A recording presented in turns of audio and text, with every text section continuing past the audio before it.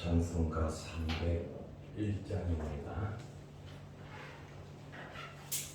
찬송가 301장. 지금까지 지내온 것 주의 크신 은혜라 한이 없는 주의 사랑 어찌 말하랴 사납게나 주의 손이 항상 살펴주시고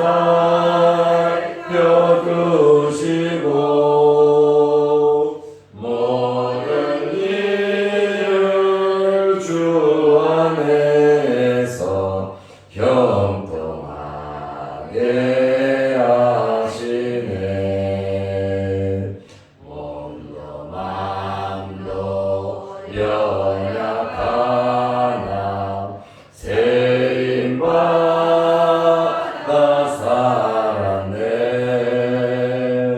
물고 뜻이 구시는 주의 은혜 족하다. 사랑 없는 거리에나 험한 산길 헤맬 때 주의 손을 굳게 잡고 찬송하며 가리라. 주님 다시 배울 날이 날로 다가와 무거운 짐 주께 맡겨 벗을 날도 멀지 않네. 나를 위해 예비하신 고향 집에 돌아가 아버지의 품 안에서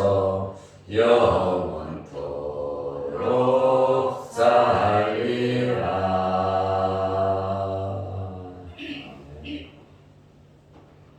사도신경으로 신앙을 고백하겠습니다. 전하사 천지를 만드신 하나님 아버지를 내가 믿사오며 그 외아들 우리 주 예수 그리스도를 믿사오니 이는 성령으로 잉태하사 동정녀 마리아에게 나시고 본디오 빌라도에게 고난을 받으사 십자가에 못 박혀 죽으시고 장사한 지 사흘 만에 죽은 자 가운데서 다시 살아나시며 하늘에 오르사 전능하신 하나님 우편에 앉아 계시다가 저리로서 산자와 죽은 자를 심판하러 오시리라. 성령을 믿사오며 거룩한 공예와 성도가 서로 교통하는 것과 죄를 사하여 주시는 것과 몸이 다시 사는 것과 영원히 사는 것을 믿사옵나이다. 아멘. 하나님의 말씀 마태복음 5장 17절에서 20절 말씀까지 보겠습니다. 내가 율법이나 선지자를 폐하러 온 줄로 생각하지 말라. 폐하러 온 것이 아니요 완전하게 하려 함이라. 진실로 너희에게 이르노니 천지가 없어지기 전에는 율법의 1.1획도 결코 없어지지 아니하고 다 이루리라. 그러므로 누구든지 이 계명 중에 지극히 작은 것 하나라도 버리고 또 그같이 사람을 가르치는 자는 천국에서 지극히 작다 일컬음을 받을 것이요 누구든지 이를 행하며 가르치는 자는 천국에서 크다 일컬음을 받으리라. 내가 너희에게 이르노니 너희 의가 서기관과 바리새인보다 더 낫지 못하면 결코 천국에 들어가지 못하리라. 아멘. 오늘은 율법과 예수님에 대해서 말씀을 드리려고 합니다. 많은 사람들이 생각하기를 율법은 필요 없다. 예수 믿고 구원 받으면 되는 거지 율법이 뭐가 필요하냐. 그리고 예수님께서 율법을 폐하러 오신 줄로 아는 사람들이 많습니다. 유대인들에게 있어서 율법은 정말 그들의 생명이에요. 율법을 지키기 위해서 그들은 몸부림을 쳤습니다. 그래서 유대인들은 율법으로 살고 율법으로 죽는 사람들이었습니다. 율법은 무엇을 가리킵니까? 넓은 의미로 생각하면 창세기부터 말라기까지 구약 성경을 율법이라고 말할 수 있습니다. 실질적으로 축약된 의미로는 모세오경을 말합니다. 사두개인들은 구약 성경 믿지 않아요. 그런데 사두개인들은 모세오경은 믿습니다. 그래서 유대인들은 이 율법을 굉장히 중요하게 생각을 합니다. 이 모세오경을 더 줄이면 십계명이라고 이렇게 말할 수 있습니다. 그런데 이 구약은 그림자예요. 구약은 예표입니다. 누가 실체냐? 예수님께서 실체예요. 창세기부터 말라기까지는 예수 그리스도를 소개하고 예수 그리스도를 알리고 예수님께서 오실 거, 예수님께서 와서 고난당하실 거, 예수님께서 죽으실 거, 예수님께서 부활하실 거, 승천하실 거, 예수님께서 재림하실 것까지 구약 성경에 나와 있단 말이에요. 그래서 이 구약 성경은 오실 예수님에 대한 모형이고 예수 그리스도를 소개하는 그러한 책이 바로 구약 성경입니다. 율법이란 말입니다. 아담부터 많은 선지자들을 통하여 예수 그리스도에 대해서 소개한 것이 바로 율법이라고 하는 말씀입니다. 그래서 이 율법이 계시가 계속해서 발전하는데 최초의 복음이 뭐냐? 최초의 복음이라고 하는 것은 에덴 동산에서 하나님께서 여인의 후손을 말씀하셨거든요. 여인의 후손은 예수 그리스도입니다. 그리고 에덴 동산에서 쫓겨날 때에 하나님께서 가죽옷을 입혀주셨어요. 무화과 나무 잎으로 중요 부위를 가리는데 하루 지나면 말라서 없어지고 마는 거예요. 그러다 보니까 가죽옷을 입혔는데 가죽옷을 만들기 위해서 짐승이 죽어야 됐다는 거예요. 우리의 수치를 가리기 위해서 가죽옷을 입듯이 우리의 죄 문제를 해결하기 위해서 예수 그리스도의 십자가 의의 옷을 입어야 된다는 것이에요. 그래서 구약의 복음은 에덴 동산에서부터 범죄한 이후에 하나님께서 말씀해 주셨습니다. 그래서 에덴 동산에서 말씀하신 이 복음, 여인의 후손, 그리고 가죽옷 이 사건이 계속해서 창세기부터 쭉 해서 예수님 탄생할 때까지 계속해서 발전했거든요. 특별히 하나님을 만나는 장소가 아담 때부터 제단을 중심해서 짐승을 잡아 죽이면서 하나님과 교제의 길이 열렸단 말이에요. 죄로 말미암아 영적인 죽음이 왔잖아요. 에덴 동산에서 쫓겨났잖아요. 그런데 어떻게 해서 아담이 구원을 받고 노아가 아브라함이 구원을 받을 수 있습니까? 그것은 제단입니다. 제단에서 죽어지는 그 짐승들의 피, 짐승의 피로서 그들이 죄 용서함을 받는 것이 아니라 짐승의 피를 상징하는 예수 그리스도를 통해서 죄 용서를 받는 겁니다. 짐승의 피가 어떻게 죄를 용서하겠어요? 짐승의 피가 무엇을 상징하냐? 예수 그리스도의 보혈을 상징하고 있거든요. 그래서 구약의 성도들은 오실 예수님을 통해서 구원받는 거예요. 십자가에 달려 피 흘리신, 앞으로 오셔서 돌아가신 예수 그리스도의 보혈을 바라보면서 죄 용서함을 받은 것이고, 우리는 이 땅에 오신 예수 그리스도를 통해서 구원을 받는 겁니다. 그러니까 구원의 길은 오직 예수 그리스도 한 분이시다라고 하는 거예요.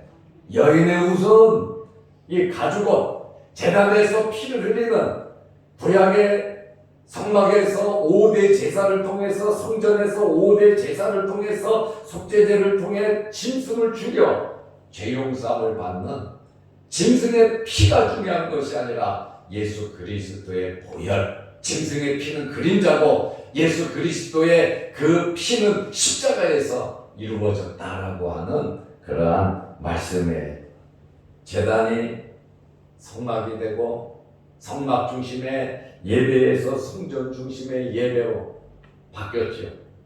예수 그리스도를 맞이하기 위해서 이스라엘이 멸망하고 바벨론으로 이렇게 포로로 끌려가고 흩어졌던 사람들이 이제 이방 땅에 살면서 짐승을 잡아 죽이는 제사를 지낼 수가 없잖아요.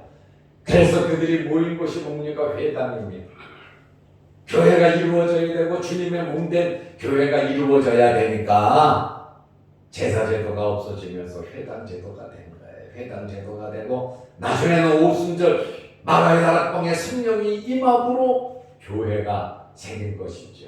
이렇게 계시가 제단에서 성막으로, 성막에서 성전으로, 성전에서 회당으로, 회당에서 교회로 이렇게 발전한 것처럼 제주의 복음인 여인의 후손, 하나님께서 말씀하시고 가죽옷을 입혔는데 계속해서 하나님께서 아벨을 통해서 또 노아를 통해서 아브라함을 통해서 모세를 통해서 다윗을 통해서 이렇게 계시가 계속해서 예수 그리스도에게까지 발전되고 있는 거거든요. 지금 구약 성경에서 이루어지지 않은 것이 무엇입니까? 구약 성경에서도 아직 이루어지지 않은 것이 있어요. 뭐냐? 예수 그리스도의 재림입니다. 구약 성경도 오실 예수님, 죽으실 예수님, 승천하시는 예수님, 부활하시는 예수님, 다시 오시는 예수님을 구약 성경도 예언하고 있거든. 그래서 이 모든 것은 예수 그리스도를 통한 구원을 제시하고 있습니다. 예수님에 대하여 증언하는 것이 구약 성경이고 선지자들이고 또 율법입니다. 이것이 필요 없다고 말을 하면 안 되죠. 예수님은 율법을 폐하러 오신 것이 아니라 율법을 완전케 하러 오셨어요. 불완전하고 부족하고 아직 이루어지지 않은 이 그림자잖아요.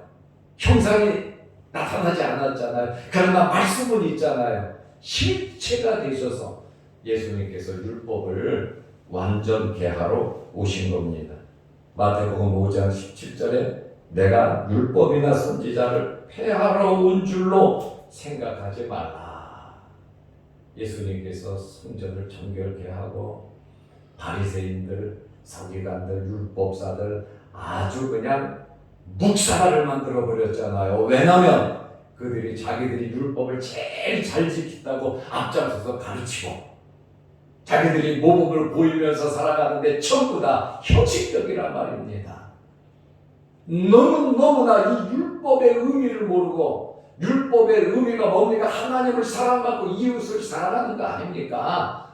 그런데 그 율법의 근본 취지와 근본 원리를 모르고 자기들의 의를 나타내고 자기들이 잘났다고 이렇게 자기 주장들을 하다 보니까 예수님께서 너무 틀리다는 거예요. 또 구약 성경에 예언된 메시아가 말씀 육신이 되어 왔는데 예수 그리스도를 모르잖아요. 율법을 잘 알면, 구약 성경을 잘 알면, 잘 믿으면 예수 그리스도를 발견한다는 거예요. 그런데 그들은 예수님을 잡아 죽였고 예수님을 받아들이지 않았잖아요. 지금도 유대교는 메시아를 기다립니다.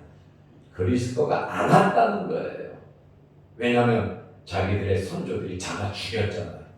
나사렛 예수잖아요. 그렇다 보니까 아직도 이 사람들은 예수 그리스도를 믿지 않습니다. 이스라엘 사람들은 예수님 때문에 먹고 살면서도 예수 그리스도를 믿지를 않아요.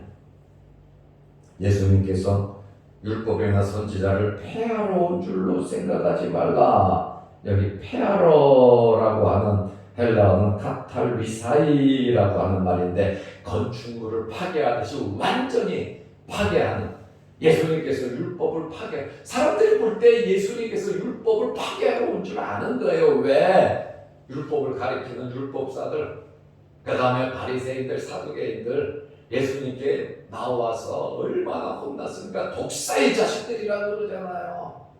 성전에 가서 성전을 뒤집어 엎어버리잖아요. 내 아버지 집은 만민이 기도하는 집이다.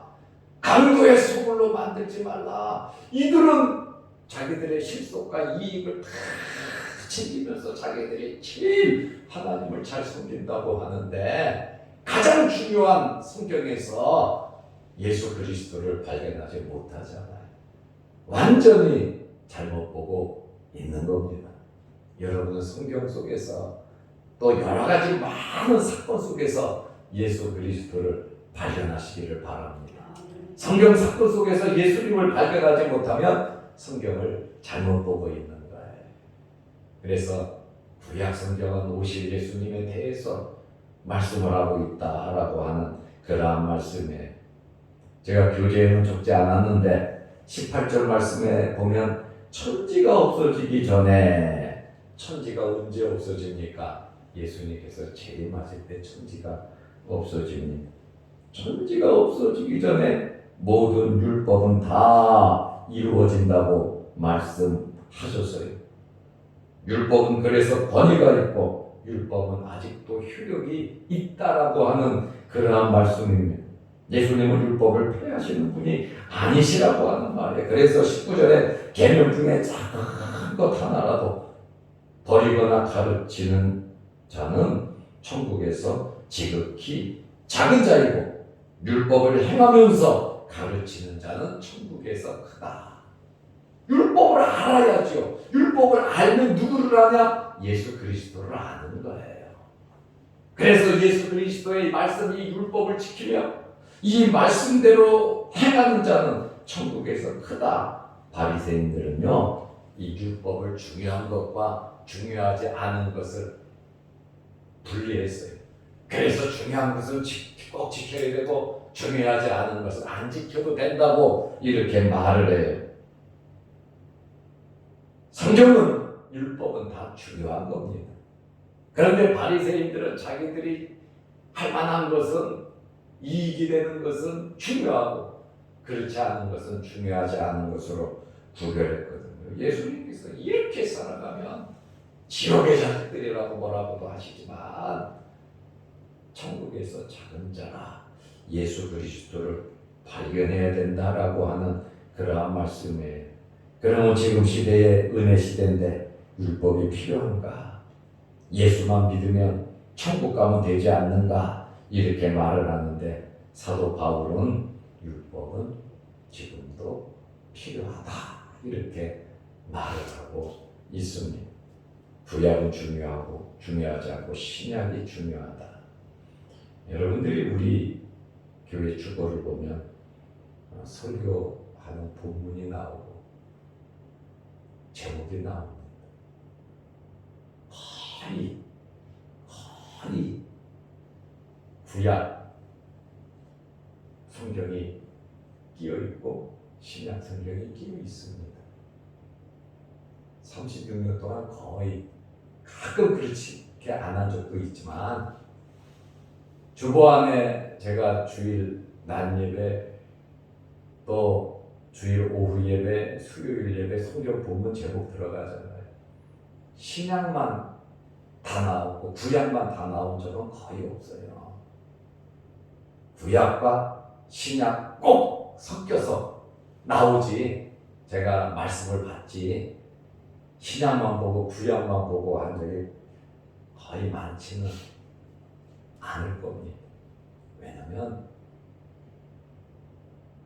구약이라고 좀 제껴놓고 신약만 하고 신약은 조금 그러니까 구약만 하고 그러면 안 된다는 거예요. 신약과 구약의 조화가 이루어져야 된다는 거예요. 제가 이런 얘기 지금 처음 하는 얘기거든요. 교동문도 1번부터 52주잖아요. 1년이 52주를 쭉 하는데 52주 하면 다시 1번부터 했는데 이번에는 1번부터 끝까지 절기 전까지 다 했어요. 교동문을.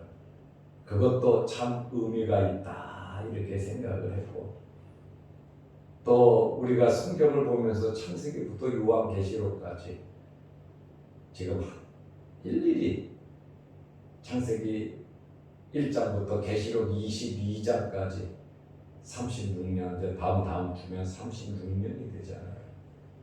제가 26살에 교회를 개척했습니다. 지금까지 성경 2번을 한 글자도 빠지지 않고 다 보고 이제 마태복음 보고 있잖아요. 성경 말씀은 어떤 것은 중요하고 어떤 것은 중요하지 않고 그것이 아니라 66권 다 중요합니다. 예수 그리스도 하나님의 계시된 말씀이기 때문에 성경 어느 부분은 덜 중요하고 그게 다 똑같다라고 하는 말에 첫째로 율법을 행하지 않으면 저주를 받습니다. 율법을 지키는 사람은 한 사람도 없어요. 그래서 율법으로 구원받는 사람은 한 명도 없습니다. 갈라디아서 3장 10절에 무릇 율법 행위에 속한 자들은 저주 아래에 있나니 기록된 바 누구든지 율법책에 기록된 대로 모든 일을 항상 행하지 아니하는 자는 저주 아래에 있는 자라. 율법을 행하지 못하니까 저주 아래에 있는 거죠. 둘째로 율법의 용도, 율법의 필요성을 말하고 있어요. 율법은 죄를 깨닫게 합니다. 로마서 3장 20절에 그러므로 율법의 행위로 그의 앞에 의롭다 하심을 얻을 육체가 없나니 율법으로 의로워지는 육체는 하나도 없대요. 왜? 죄가 있어서 그래요. 율법으로는 죄를 깨달음이라. 누구든지 야고보서 2장 10절에 보면 누구든지 온 율법을 지키려다가 그 하나를 범하면 모두 범한 자가 되나니. 그렇죠. 법은 하나라도 어기면 다 어기게 되는 것입니다. 율법은 우리에게 자유와 구원을 주지 못합니다. 죄를 깨닫게 하고 우리로 하여금 비참하게 만듭니다. 그런데 율법이 죄냐? 율법이 잘못됐냐? 절대로 율법이 잘못된 것은 아닙니다. 로마서 7장 8절 말씀에 보면 율법이 없으면 죄가 죽은 것이라. 율법이 없으면 죄가 없다라고 하는 그러한 말씀입니다. 이 율법이 있으므로 예수 그리스도의 십자가가 필요한 것이고 저주와 사망 아래에 있던 우리가 구원받을 수 있는 길은 바로 예수 그리스도를 믿는 것밖에 없다고 하는 그러한 말씀입니다. 세 번째로 예수님께서 우리에게 자유와 구원을 주셨어요. 로마서 8장 1절 말씀에 보면 그러므로 이제 그리스도 예수 안에 있는 자에게는 결코 정죄함이 없나니. 율법 아래 있는 자들은 죄를 깨닫고 모두 죄를 범한 자라고 정죄가 되어 있잖아요. 그러나 예수 안에 있으면 결코 정죄함이 없나니 이는 그리스도 예수 안에 있는 생명의 성령의 법이 죄와 사망의 법에서 너를 해방하였습니다. 예수님께서 십자가에 달리심으로 죄와 사망의 모든 문제를 짊어지고 죽으셨어요. 그런데 죽은 거로 끝나면 정죄 아래서 끝나는 거예요. 그런데 예수님께서 부활하심으로 죄와 사망의 권세를 이기셨다는 거예요. 예수 그리스도께서 부활하지 않으셨다면 우리의 믿음도 헛것이고, 예수 그리스도가 부활하지 못했다면 우리는 천국에 갈 수가 없습니다.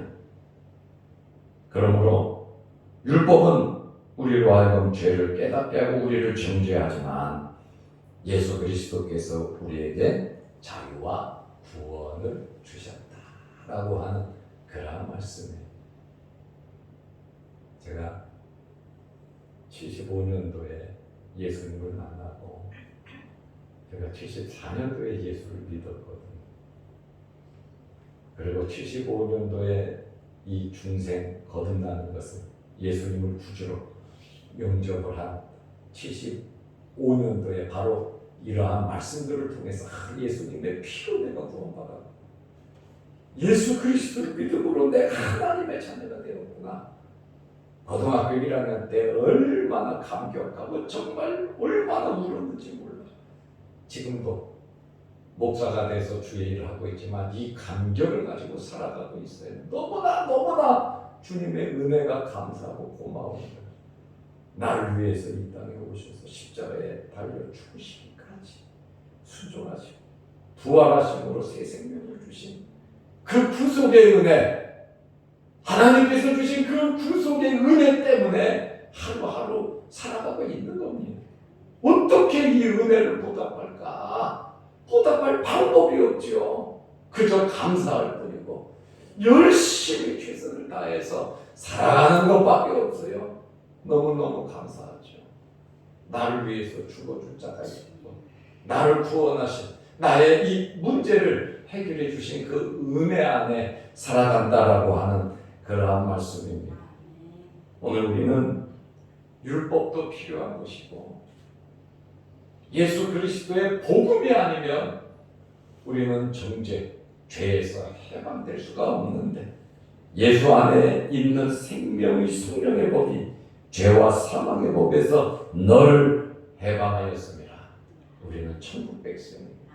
하나님의 자녀들이잖아요. 이 땅에 육신을 입고 잠깐 살아가지만 크고 작은 어렵고 힘든 일이 많이 있지만 그래도 하나님의 말씀 보면서 기도하면서 우리 가족들 특별히 사랑하면서 우리 자녀들을 위해서 기도하면서 우리의 미래 천국 갈 그 순간까지 구속의 은혜에 감사하면서 신앙생활 잘 하시기를 바랍니다. 기도하겠습니다. 하나님 아버지, 우리의 행위가 바리새인과 서기관들보다 낫지 아니하면 결코 천국에 들어가지 못한다고 말씀해 주셨습니다. 우리의 의는 예수 그리스도를 통한 의인 것을 압니다.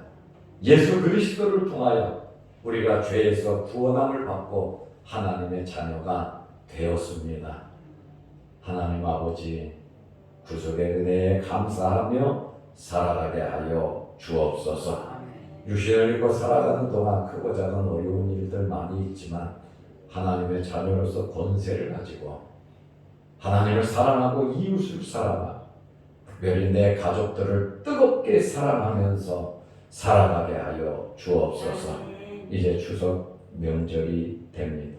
연기간입니다. 우리 몸 상하지 않게 하시고 우리 친지들 사랑으로 잘 대접하고 교제하게 하시고 크고 작은 어렵고 힘든 그러한 일들 가운데서도 기도하면서 가정들이 화목할 수 있도록 복을 내려 주옵소서. 또한 유튜브를 통해서 함께 예배드리는 성도들에게도 함께하여 주옵소서. 명절을 맞이하여 출타한 성도들 가는 길 오는 길 지켜주시고 또 가정에 머무르면서 친지들을 만나서 즐겁고 유쾌한 시간을 지낼 수 있도록 은혜 베풀어 주옵소서. 오늘 하루도 주 안에서 승리케 하옵시고 자양동 교회와 모든 성도들 가정과 생업과 건강에 함께하여 주셔서 머리털 하나 상하지 않도록 하나님께서 지켜 주옵소서. 예수님의 이름으로 기도드리옵나이다. 아멘. 하늘에 계신 우리 아버지여, 이름이 거룩히 여김을 받으시오며 나라의 마옵시며 뜻이 하늘에서 이룬 것 같이 땅에서도 이루어지이다. 오늘날 우리에게 일용할 양식을 주옵시고 우리가 우리에게 죄 지은 자를 사하여 준 것 같이 우리 죄를 사하여 주옵시고 우리를 시험에 들게 하지 마옵시고 다만 악에서 구하옵소서. 대개의 나라와 권세와 영광이 아버지께 영원히 싸움나이다. 아멘. 자유로 기도하시기 바랍니다.